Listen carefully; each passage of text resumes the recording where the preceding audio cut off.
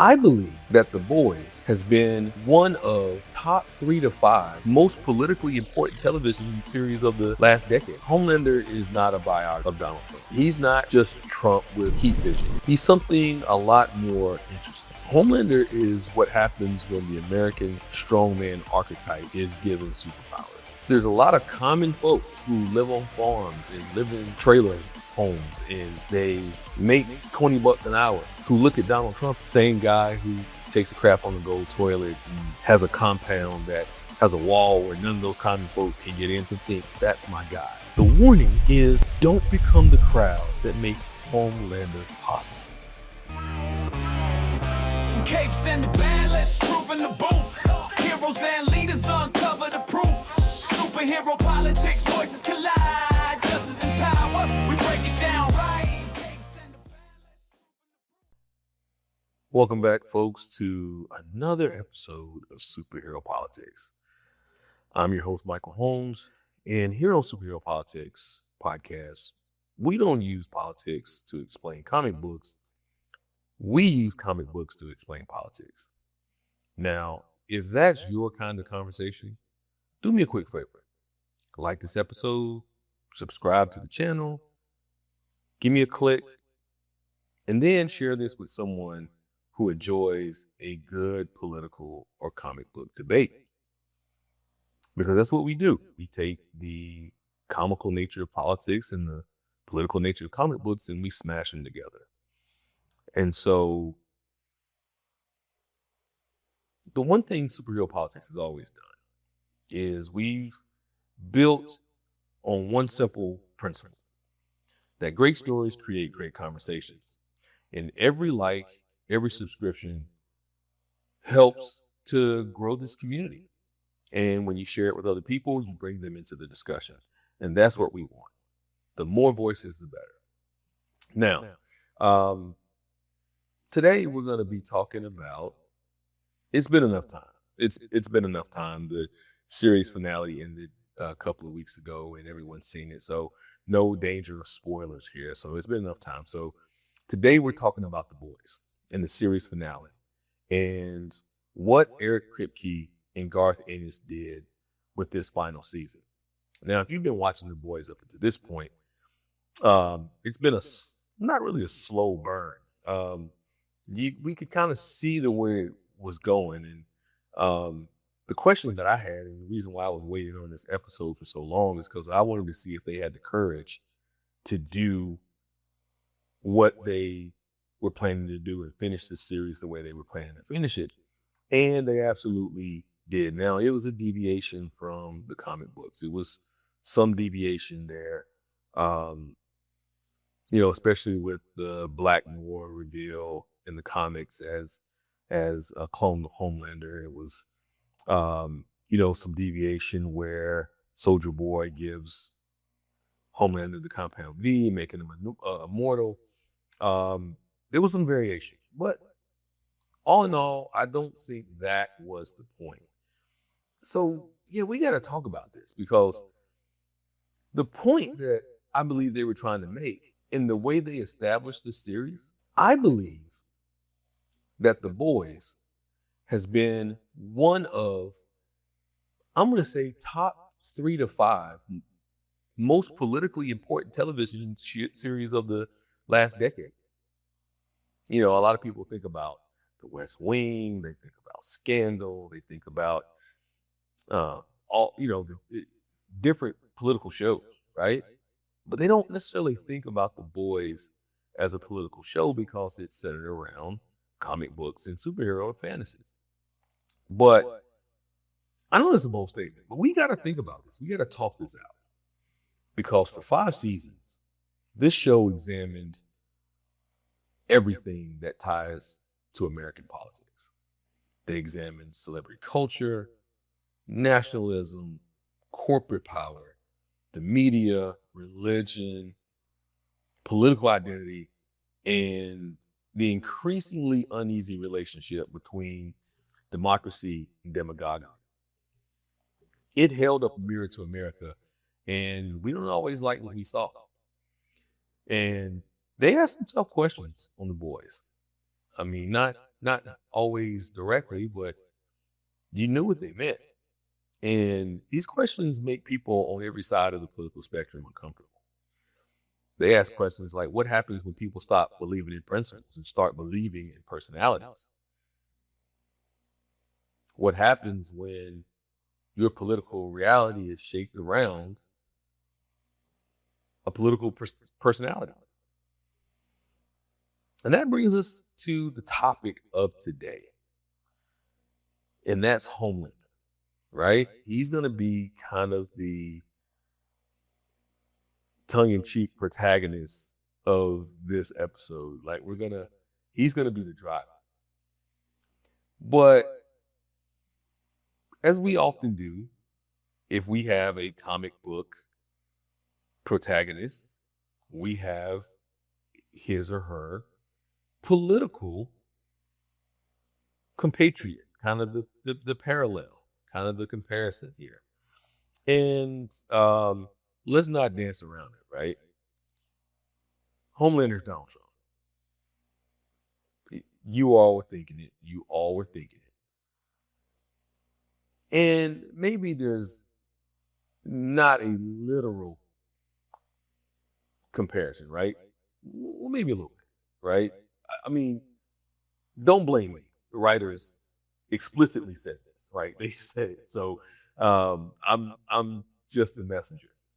But Homelander's not Trump in every characteristic, right? But as a political allegory, the comparison is so obvious that pretending otherwise, would be kind of politically and intellectually dishonest. When we talk about celebrities, Donald Trump was a reality TV star. Homelander was a corporate superhero who existed in movies and propaganda. They both wrapped themselves in the American flag. They both are masters of media and control of the narrative. And Homelander was a man who demanded loyalty above almost anything else. Almost anything else. He didn't care if you were competent. He didn't care how powerful you were. Just that you loved him. Just that you were loyal to him. And, he's a leader whose supporters see a God while his opponents saw the devil. There's no in between with Donald Trump or Homelander. There's just not. Like, you either love him or you don't. And somewhere in there, I guess you can find some begrudging respect, but for the ruthlessness, but there's no in between. Like, it's MAGA and Starlighters, right? It's the parallel. There's no in between. And so the one thing though that Trump and Homelander both understood about America and their versions of America is that attention is power and outrage is currency.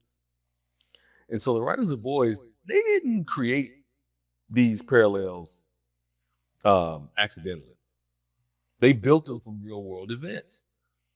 So I can imagine as they were sitting around scripting the season that they would just turn on CNN or turn on Fox News or turn on, the BBC or whatever it is.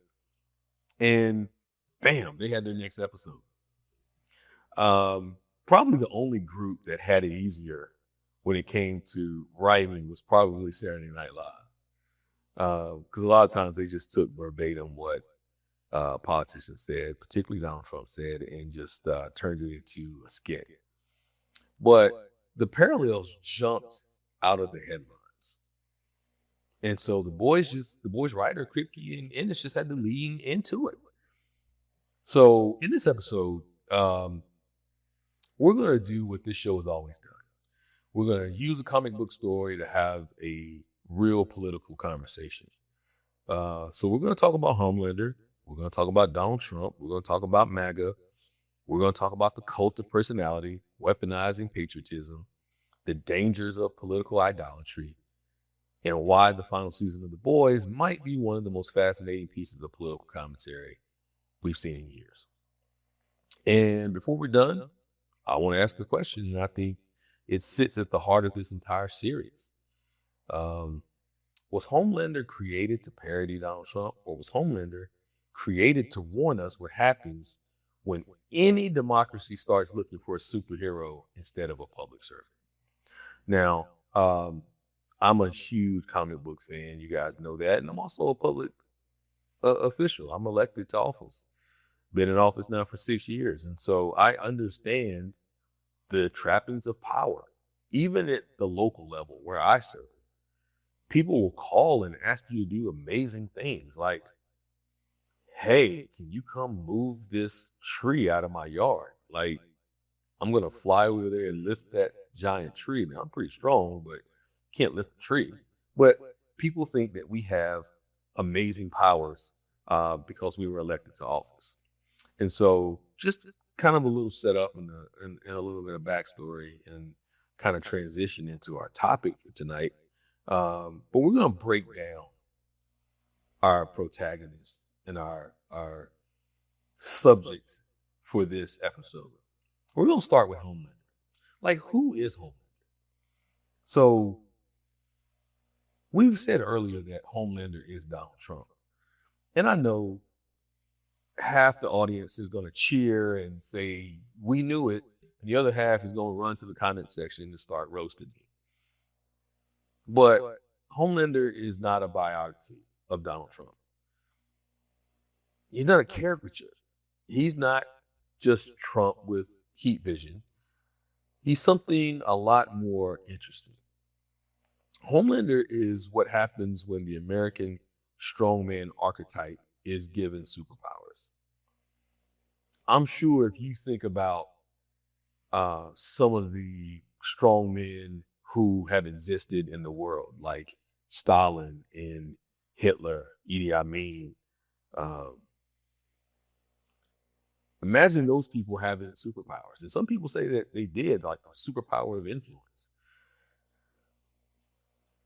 But the writers of The Boys understood something that political scientists, historians, and students of democracy have understood and tried to impart to the world for centuries, is that people, when they vote, they don't simply vote for leaders. There's something a lot more personal that goes on there. There's a projection. People project themselves onto their leaders. They imbue their leaders with qualities that they may not even possess. So when we think about the creation of Homelander and the soups in the Vought universe and the Boys verse, most of them existed because they were imbued with a chemical compound V that gave them superpowers. And we kind of do that to our leaders. We believe they're smarter. We believe they're more virtuous. We believe that they are infallible, that they always make the right decisions. And people project themselves onto their leaders. And so when they look at people like Donald Trump and the people in the Boys verse look at Homelander, they see their fears. They see their hopes. They see their frustrations. They see their anger. They see their very identity. You know, it's wild because I think the comparison between the two still holds up. There's a lot of common people who looked at Homelander and thought, yeah, that's my guy. Like, he's wearing the American flag. He's the strongest person in the world, just like America. USA, USA, USA. Right? But he was unbelievably corrupt. And he had nothing but disdain for regular, everyday people who looked up to him as a hero. Now, you parallel that with Donald Trump.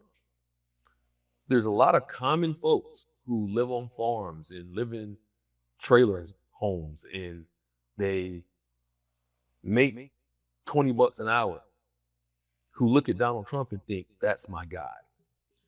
Same guy who takes a crap on the gold toilet and has a compound that has a wall where none of those common folks can get into, but they identify with him because they see something inside of him.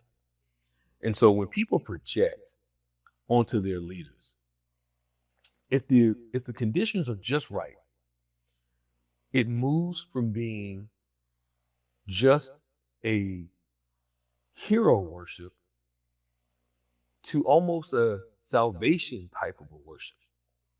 And that's where politics gets dangerous, because citizens are supposed to elect their representatives. They're not supposed to create messiahs. And that's what makes Homelander so uniquely American. Because we pride ourselves on the endurance of democracy and freedom, the First Amendment, equal protection under the law. Don't tread on me. But when the conditions are just right, millions and millions of people in this country would willingly sacrifice their freedoms, sacrifice their rights, sacrifice educational opportunities, their tax dollars. They would sacrifice it all just to feel the security that a strongman leader offers. And Homelander, in the probably the most egregious and the most outwardly expression of strongman. I mean, he literally was the strongest man on the planet, right? He had more power than anyone. And he could have decided that he was going to conquer the country, conquer the planet. He could have done it, physically conquered the planet. But that's not what he wanted. Because at the heart of every villain is a belief that they're actually the hero. So he didn't want the people to be conquered. He didn't want to go out and conquer the people. He wanted them to surrender. He wanted them to love him. And even though he did these heinous things all around the world, he still demanded the adulation. He still demanded that people loved him. He expected it. And that's what probably makes Homelander the most American villain ever created. Because if you think about right now what we're dealing with all around the world, we're embroiled in a war with Iran. We've invaded and stolen the leader, taken the leader of Venezuela. We've watched the Gaza Strip get buried. And after destabilizing most of the Southern Hemisphere, we're telling people who are coming here as refugees that they can't come into the country. But we're saying, America, love it or leave it. USA, USA, USA. We're expecting the world to love us, even though to some degree we're playing the villain. Now, I love my country. No disclaimer there. But loving my country also gives me the right to point out where my country has not lived up to its ideals. And this is why I said that Homelander is the most American villain ever created, because he wasn't a foreign invader. He wasn't an alien conqueror. He wasn't a communist. Just the opposite. He was a nationalist, a capitalist. He wasn't a terrorist, I guess not in the traditional sense of what we've outlined as a terrorist today. Homelander was entirely and uniquely American. Homelander represented everything that the outward world sees in America. Homelander is celebrity culture. He's reality TV. He's corporate branding. He's nationalism, white nationalism. He's social media addiction. He's grievance politics. He's influencer culture. He's the 24-hour news cycle. He's political tribalism. Homeland is what happens when entertainment and politics finally become indistinguishable. Several times in the finale, he was kicked up with his feet on the Resolute desk in the White House. So the pull is always to say that the cliche that Homelander is just a genocidal, psychopathic Superman, right? And that's the comic book antithesis. But when we think about who his antithesis is in the political world, the antithesis of Homelander in the political world is our first president, George Washington, who famously, I guess, could not tell a lie, which probably in and of itself was a lie. But when it came to power, he was essentially the polar opposite of Homelander and our current president. George Washington wanted to voluntarily surrender power. He was president, he was elected, appointed, whatever they were doing at the time. And the people said, look, you need to be king. Like, you need to be king. And he said, no, we left kings behind. So he voluntarily surrendered power. But Homelander can't get enough power. You know, he was already the strongest person on earth, but he wanted to be immortal, like Soldier Boy. So he wanted the compound B. Homelander believes institutions should exist to serve him, where Washington believed that institutions matter more than individuals. Washington walked away from power to preserve the Republic. And we know that Homelander would burn it to the damn ground to preserve his power. And that distinction is critical because democracy survives only when leaders understand that they are temporary. I'm in office right now.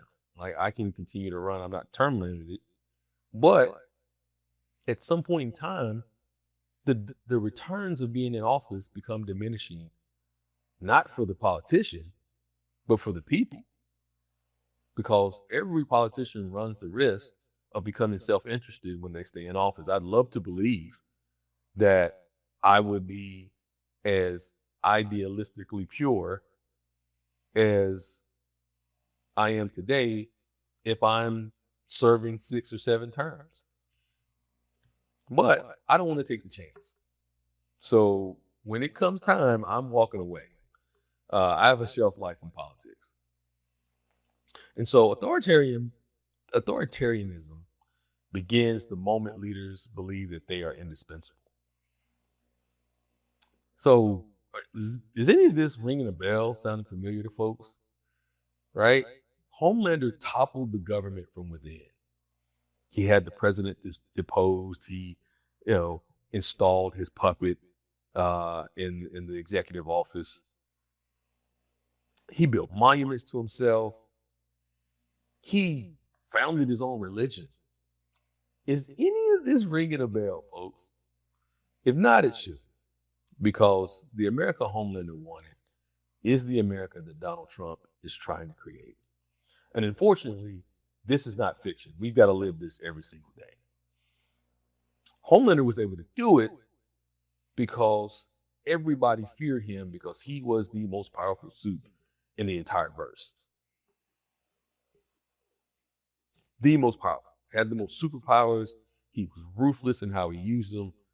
And Homelander's image slid into public villainy.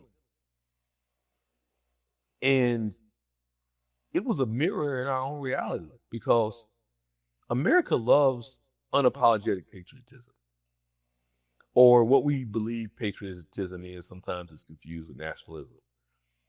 And the thing about Trump and Homelander and that archetype is that they never apologize for exercising their power. And they don't get punished for it. They get rewarded. Homelander blows a man's head off in the streets, and instead of people being reviled, they start cheering, they start clapping. And he looks around like, yeah, I got him.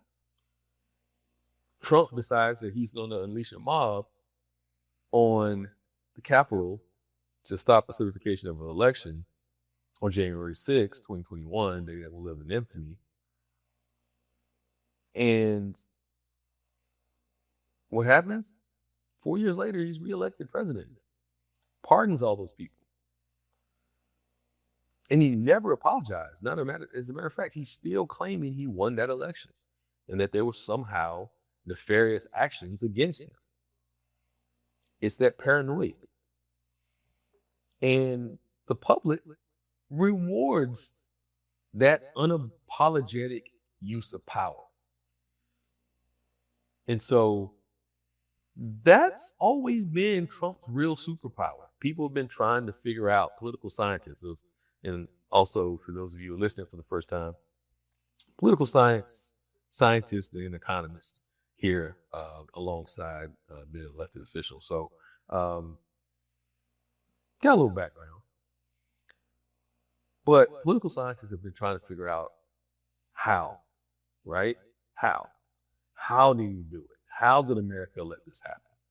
How did someone like Donald Trump rise to this power? Now, like, we can explain Homelander, right? He's got superpowers. He's super speed, super strength, vulnerable to some degree. He's heat vision. He can fly, super hearing. He's got all of it. So I can understand the fear that he struck in government's other soups. Donald Trump is a little bit more difficult to explain.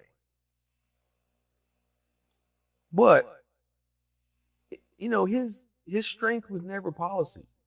Yeah, I hear all the time he's a businessman. He's rich. He got rich. It was never policy. Because to be honest with you, when it comes to policy, he doesn't know his ass from his elbow. Like, he doesn't know what's happening. Like, you can look at the press conferences. He's not there, right? When it comes to policies, he doesn't understand tariffs. He doesn't understand, currency manipulation. He doesn't understand any of those things. Not in the way that you would expect the leader of the free world to do. He doesn't understand geopolitical maneuvering. He doesn't understand alliances. He really doesn't understand it because he doesn't have to, right? He's so powerful that he really doesn't have to know. And that's like Homelander. Homelander was so powerful, he didn't have to think about consequences. Nobody could check him. For Donald Trump, it was never ideology, because he's not that ideological, right? He does whatever serves him. It wasn't even communication. Like, in terms of being the great communicator, you think about, and I don't think Reagan was that great of a communicator, but, I look at JFK, right? JFK was a sharp speaker. He cut a fine figure and he got to people. The greatest communicator we've ever had in public office was 44. Barack Obama is the gold standard of communication. And some people would say that was his superpower, and that was never Trump, right? Trump's greatest strength was emotional connection, is emotional connection. He is able to lock in on what his base is feeling and turn that into power. Trump understood this in a way that a lot of politicians often miss, because people want to be heard more than they want to be governed. Yeah, don't try to fix it. Just hear me out. Millions of people felt ignored. if we want to get into the how, means people felt ignored. Millions felt ignored by Washington. They felt ignored by corporations. They felt ignored by the media. They felt ignored by both political parties. Trump didn't create that frustration. He inherited it, much like his wealth. And then he weaponized it. And he turned it into a political movement. And that's what Homelander does. Homelander takes the discontent, he takes the worship, he takes the fear, and he channels it, gives it a face. Look around.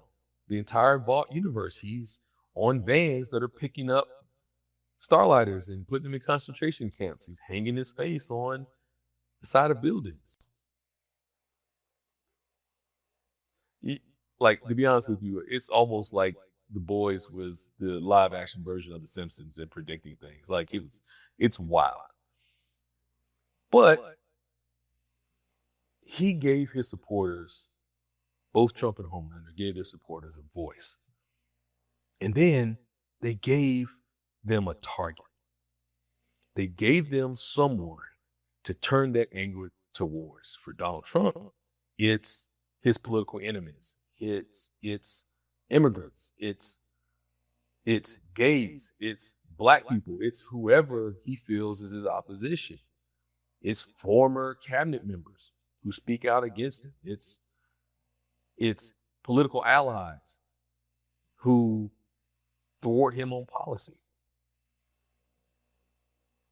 For Homelander, it was Starlight. It was Starlight and her supporters. And so he turned his supporters on them. He turned the soup community towards them and pointed them. So the crowd isn't following Homelander just because he's powerful. But Homelander becomes more powerful because the crowd is following him. People thought Donald Trump was a joke. And then the movement started to grow. And the next thing you know, he's the nominee. And people thought there's no way he beats Hillary Clinton, because Hillary Clinton is, by all intents and purposes, a superhero politician. She had it all. But we underestimated Trump's ability to emotionally connect. Couldn't get that out. And that's the distinction that a lot of people miss. And it may be the most important political lesson in the entire series. The genius of Homelander isn't that he simply isn't simply evil. He's insecure. He needs applause. He needs affirmation. He needs loyalty. He can't tolerate criticism. Homelander becoming immortal was not just so he could rule forever. His fear wasn't death. His fear was irrelevance. Does that sound familiar? Homelander wanted a lasting, eternal acknowledgement of his presence and his power. It's almost like he wanted to build a giant arch to himself, or put his name on the side of buildings that are named for dead presidents. Because he wanted that legacy to stand, and because of his actions, he was unsure that he would be remembered in the way that he wanted to be remembered, which was in a beloved fashion. And so Trump also built his political movement where loyalty often became more important than ideology. Certain times, policy disagreements can be forgiven if we need the vote, right? But personal loyalty, never. Personal loyalty could not be forgiven. In Homelander's America, truth doesn't matter. Only loyalty matters. In Trump's America, critics would argue that's the same dynamic. So let's take a pause here for a second and take a step back, because that's a lot to digest. And we haven't even gotten to the scary part. The scary part is that Trump nor Homelander created their followers. Trump is a creation of his followers. Homelander was a creation. They don't happen in a vacuum. Characters like Homelander and Donald Trump don't happen in a vacuum. Neither one of them is natural. Donald Trump is not a natural politician. Homelander is not a naturally born superhero. Homelander was made in a lab, given a chemical, bought by a corporation, turned into a weapon. Donald Trump is the most fervent, wet dream of every white right-wing think tank that has ever existed in this country. And the catalyst for that, and the catalyst that they used for Homelander was Compound V, and the catalyst that they used to create Donald Trump was having a black president. Nothing would have facilitated Donald Trump's rise without Barack Obama. Some people say, and I've called Trump this before, the bizarro Obama, right? But I think this is where a lot of people, if you're now kind of catching on to the direction of this episode, I think a lot of people get the boys confused, right? They saw like the hedonism and they saw the kind of the villainy and the behind the scenes and how the supes were portrayed as these honest superheroes, but behind they were just kind of debaucherous and all this other stuff. But the commentary, the subtext and commentary that the boys were putting out in this series is that this can happen.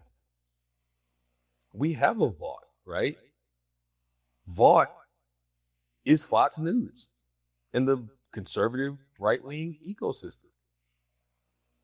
Vought is the Republican Party in Congress who surrenders their power in the Supreme Court, who surrender their power, who essentially make the executive immune from any type of accountability.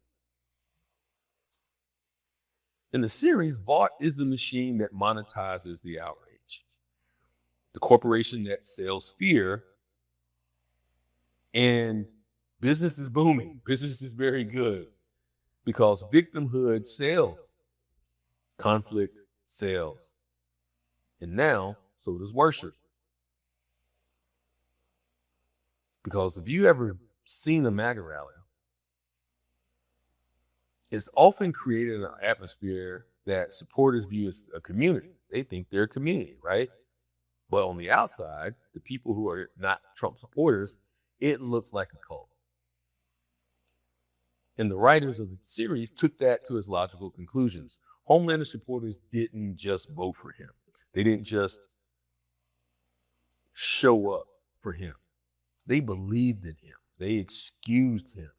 They defended him. They reinterpreted their reality to fit his narrative. The individual man became larger than the movement itself. That's why he believed that he was ascending to become God. Not a God, but the God. Like he literally was like, Jesus, your time is up. Like, appreciate you for all you've done in the last couple thousand years, but hey, I'm going to take this thing over across the finish line. And that happened here in real life. It was crazy because right around the time, I think it was episode 5, where Homelander was experiencing his messianic delusion, we were having images of Trump being portrayed as Jesus healing people. That Jesus parallel and that timing, that was I don't even know if you can script it any better. And that's pretty bold, right? That was a pretty bold statement because Homelander stopped acting like a superhero. He stopped acting like even a president. That was too small for him. He started to act like a god, the God. He didn't ask for support. He demanded worship. And that symbolism is hard to miss, right? The crowds that are reaching forward towards him, the followers that treat any criticism of him as blasphemy, the political loyalty becoming moral righteousness, like you can't love America if you don't support the president. If you've ever watched a Trump cabinet meeting, I like to call it American idolatry. Not American Idol, but American idolatry. Because they go around the table and every one of the cabinet members talk about how much of a joy or an honor it is. They say ridiculous things like, I think, and it's a toss up between serving under you, Mr. President, and the joy of having my kids. Or, yeah, Mr. President, it is the greatest honor of my life to serve in your cabinet. I can only think of one other thing greater. And that's getting married or whatever it is. It's ridiculous. And they all go around the table and they do it. And it's 2 or 3 hours of powerful people genuflecting to the president. And people watch that. And some people are like, wow, he's amazing. And other people are like,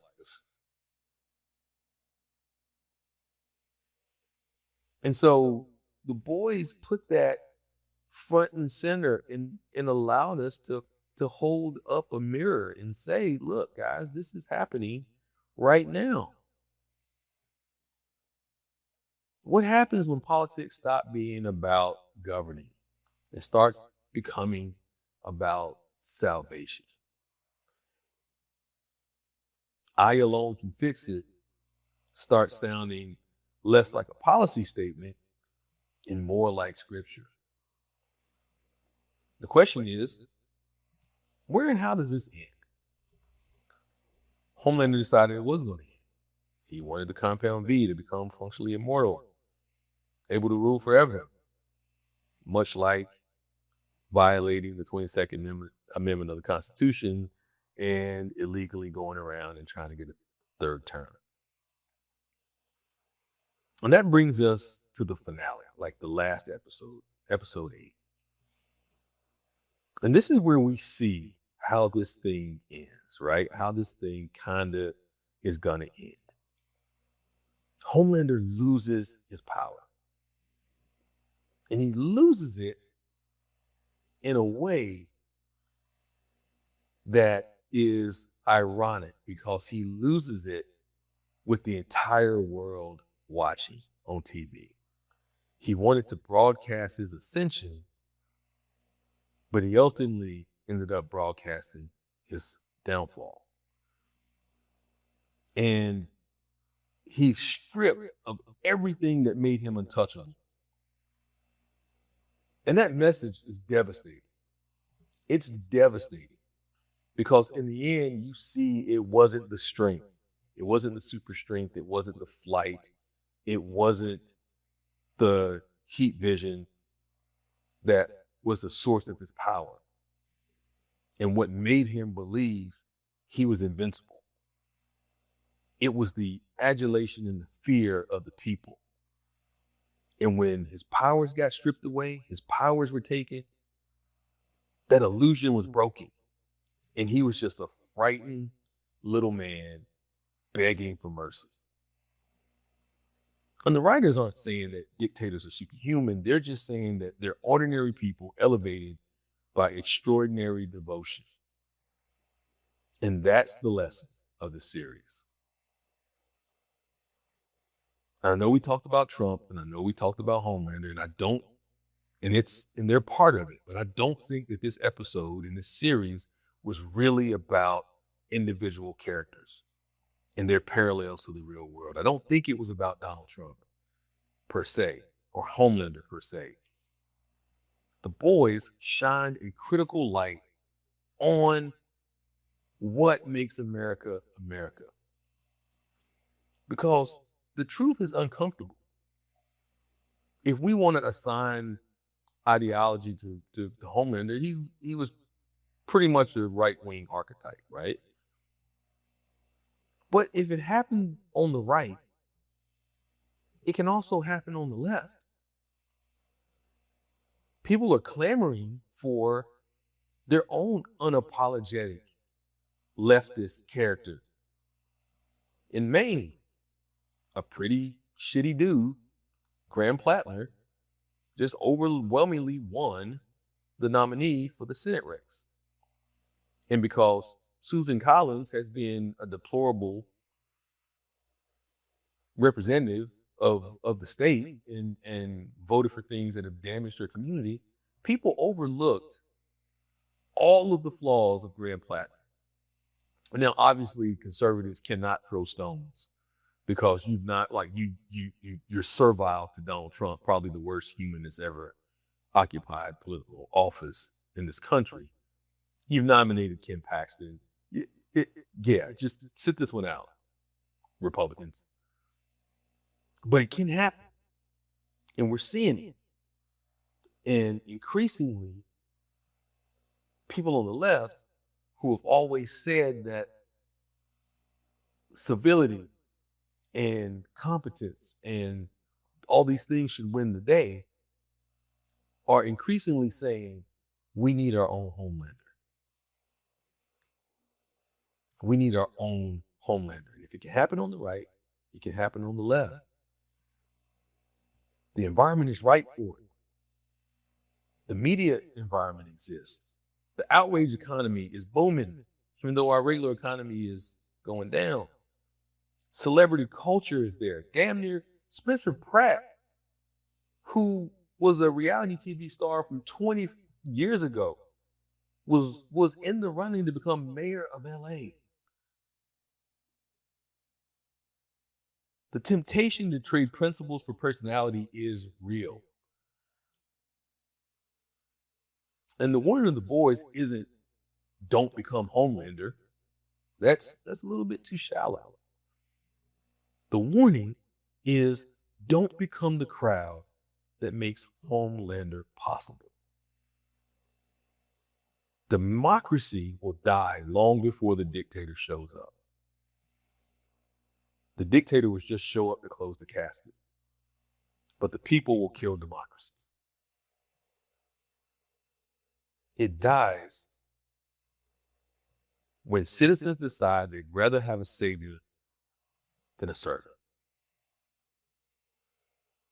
I've said on this podcast that superheroes are political because power is political. And the final season of The Boys is that it details that unchecked power corrupts, but uncritical followers corrupt even more.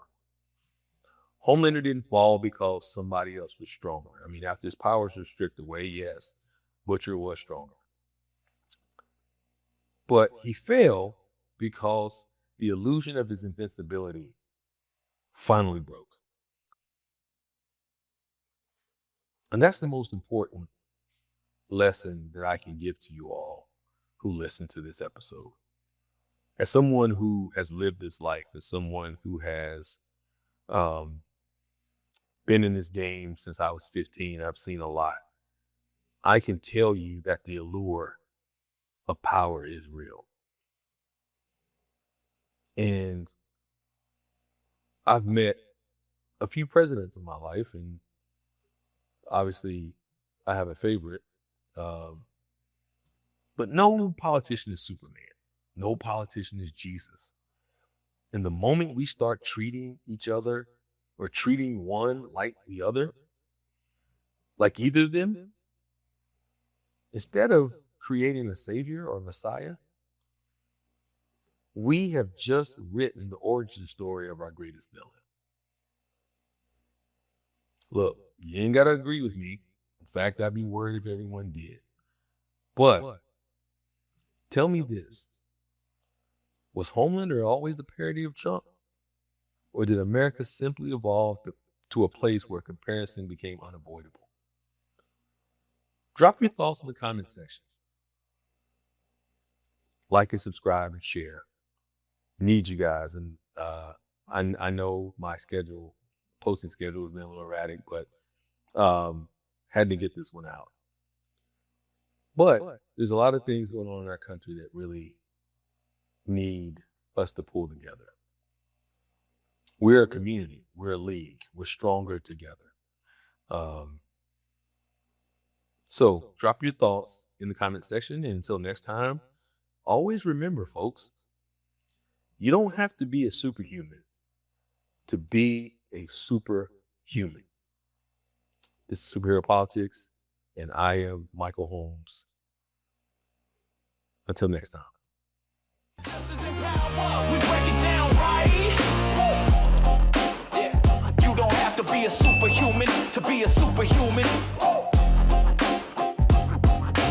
Welcome to Superhero Politics.